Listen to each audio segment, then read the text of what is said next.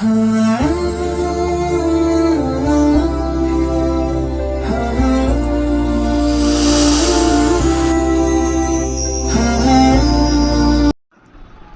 لله رب العالمين والعاقبة للمتقين والصلاة والسلام على سيد الأنبياء والمرسلين سيدنا وحبيبنا وحبيب رب العالمين وعلى آله وأصحابه أجمعين إلى يوم الدين، أما بعد.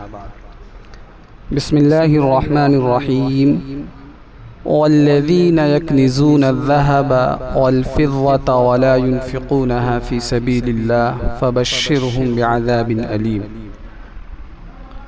اور جو لوگ سونے اور چاندی کو جمع کر کر کے رکھتے ہیں اور اس کو اللہ کے راستے میں خرچ نہیں کرتے، ان کو ایک دردناک عذاب کی خوشخبری سنا دو. قرآن کریم کی یہ آیت کریمہ سورہ توبہ کی آیت نمبر 34 ہے. اس آیت سے چند باتیں ہمیں معلوم ہوتی ہے.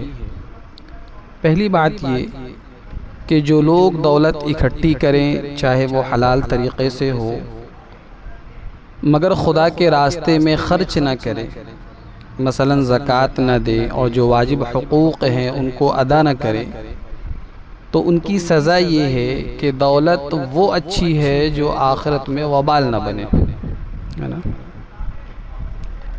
دوسری بات یہ کہ اس آیت سے اور دیگر احادیث سے حضرت امام ابو حنیفہ رحمہ اللہ نے استدلال کیا کہ سونے اور چاندی کے زیورات پر زکوٰۃ واجب ہے. نمبر 3، جمہور علماء مفسرین کے نزدیک اس آیت میں جس وعید کا ذکر ہے وہ اس شخص کے بارے میں ہے جو اپنے مال کی زکوٰۃ اور حقوق واجبہ ادا نہ کرے. اس کے برعکس جس مال کی زکوٰۃ ادا کر دی جائے اس کے جمع کرنے پر کسی قسم کی وعید نہیں، چاہے اس کی مالیت کروڑوں اور اربوں کی ہی کیوں نہ ہو. نمبر 4، اللہ کی راہ میں خرچ کرنے کا لفظ یہ عام ہے، اس میں فرض زکوٰۃ، نفل خیرات اور تمام واجب و مستحب صدقات داخل ہیں. نمبر 5، عموماً دولت مندوں میں 2 خرابیاں پیدا ہوتی ہیں. پہلی یہ کہ کوئی بخیل پیشہ بن جاتا ہے، دولت کو سینت سینت کر رکھتا ہے، نہ حاجت مندوں پر خرچ کرتا، نہ رشتہ داروں پر، نہ اہل و عیال پر، اور حتیٰ کہ خود اپنی ذات پر بھی نہیں. اسے اس مایہ سے اس درجے محبت ہوتی ہے کہ ایک پیسہ خرچ کرنے سے بھی اس کی جان نکلنے لگتی ہے. اور دوسرے یہ کہ کوئی مالدار فضول کاموں میں، شہوت رانیوں میں اور ناموری کی ہوس میں دونوں ہاتھوں سے اپنی دولت اڑانے لگتا ہے، لیکن اللہ تعالیٰ کی راہ میں دین کے فروغ کے لیے اور مسلمانوں کی ترقی کے لیے خرچ کرنے کی اسے توفیق نہیں ہوتی. آیت کریمہ میں دونوں طرح کے دولت مندوں کا تذکرہ ہے کہ جو دولت مند مال کو سینت سینت کر رکھتے ہیں ان کا بھی، اور جو لوگ اللہ کی راہ میں اپنا مال خرچ نہیں کرتے مگر فضول کاموں میں خوب اڑاتے ہیں ان کا بھی، اور دونوں کو دردناک سزا کی خوشخبری سنائی گئی. مال اپنی ذات میں یہ کوئی بری چیز نہیں ہے، بلکہ بہت سی نیکیوں کا ذریعہ ہے، چاہے وہ کروڑوں میں کیوں نہ ہو. شریعت نے نہ ہی پرسنل طور پر مال جمع کرنے کو منع کیا اور نہ اس کی کوئی حد مقرر کی، البتہ اس میں کچھ حقوق واجب کیے. بس ان واجب حقوق کو ادا کرنے کا خاص خیال رکھنا چاہیے. رسول کریم صلی اللہ علیہ وسلم نے فرمایا کہ اسلام کی عمارت 5 ستونوں پر ہے. ایک تو اس بات کی گواہی دینا کہ اللہ کے علاوہ کوئی معبود نہیں، اور بے شک جناب محمد رسول اللہ صلی اللہ علیہ وسلم اللہ کے رسول ہیں.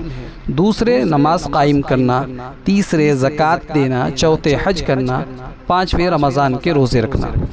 حضرت عبداللہ بن مسعود رضی اللہ تعالیٰ عنہ کہتے ہیں کہ ہمیں نماز کے قائم کرنے اور زکوٰۃ کے ادا کرنے ان دونوں کا ہی حکم دیا گیا. پس جس نے زکوٰۃ ادا نہیں کی تو اس کی نماز بھی قبول نہیں. اسی طریقے سے حضرت عطاء ابن ابی رباح فرماتے ہیں کہ جناب محمد الرسول اللہ صلی اللہ علیہ وسلم نے فرمایا کہ جو شخص دن کے شروع میں یاسین شریف پڑھے گا اس کی تمام تر ضرورتیں پوری ہوگی. اور ایک حدیث میں تو یہاں تک کہ بات ذکر کی گئی کہ جس نے صبح کو سورہ یاسین پڑھی اس کے کاموں میں شام تک سہولت ہوگی، اور جس نے شروع رات میں پڑھی اس کے رات کے امور میں صبح تک سہولت ہوگی۔ اب ہمیں چونکہ زکوٰۃ کے سلسلے میں جاننا ہے تو اسلام کا تیسرا اور اہم رکن زکوٰۃ ہے۔ زکوٰۃ کا ادا کرنا یہ فرض ہے، اور جو شخص اس کے فرض ہونے کا انکار کرے وہ کافر ہے۔ جو شخص انکار تو نہیں کرتا مگر اپنے مال کی زکوٰۃ ادا نہیں کرتا تو قیامت کے دن اس کو بڑا سخت عذاب ہوگا۔ زکوٰۃ فرض ہونے کے فوراً بعد ادا کرنا واجب ہے، اور بلا عذر تاخیر کرنا یہ مکروہ تحریمی اور گناہ ہے۔ ایسا شخص فاسق ہے، اس کی گواہی بھی قبول نہیں کی جائے گی۔